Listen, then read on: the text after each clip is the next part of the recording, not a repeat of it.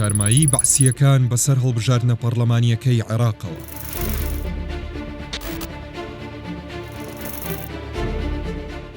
لە کاتێکدا کە هێشتا زیاد لە 2 مانگی ماوە بۆ هەڵبژاردنە پەرلەمانیەکەی عێراق، مەترسی گەڕانەوەی بەعسیەکان باسی گەرمی شەقامی عێراقیە و چەندین پاڵێورا و بە بیانووی ئەندامێتی حیزبی بەعز لە ڕکابەریەکان دوور خراونەتەوە.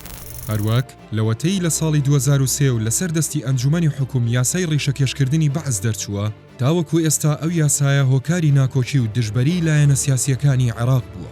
لە چەند ڕۆژی ڕابردووشدا بۆڵ برێمەری حاکمی مەدەنی ئەو کاتی عێراق دانی بەوەدانا کە ئەو یاسایە کەڵکی خراپی لێوەرگیراوە و بۆ مەبەستی یەکلاکردنەوەی ململانێ سیاسیەکان بەکارهێنراوە. لەم میانەیەدا نووری مالیکی سەرۆک وەزیرانی پێشووی عێراق هۆشداریدا لە ئەگەری گەڕانەوەی حیزبی بەعس و بەشداریان لە هەڵبژاردنەکانی پەرلەمانی عێراق.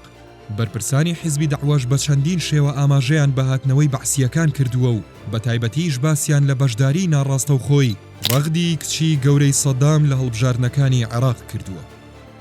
ئاوکات بەڕای چاودێران ناوهێنانی ڕەغد تەنها پاساوی تەسفیەکاری سیاسیە. دەنا ڕەغد لە ساڵانی ڕابردوو هێندەی سەرقاڵی جوانکاری خۆڕازاندنەوە بووە، ئاگای لە پەرەدان بە پەیوەندیەکانی و توانە سیاسیەکانی خۆی نەبووە.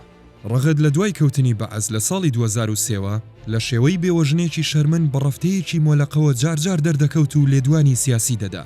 ڕەفتەکەی ڕەغد پلە پلە هاتە خوارەوە و سەروملی بێوەژنێکی تەمام عەیار دەرکەوت و ئەم جارە بەڕوونی و بەبێ شەرم بە لێدوانەکانی ناوبەناو گۆمی پێشتر شڵەقاوی سیاسەت لە عێراق هێندەی دیکە دەشڵەقێنێت.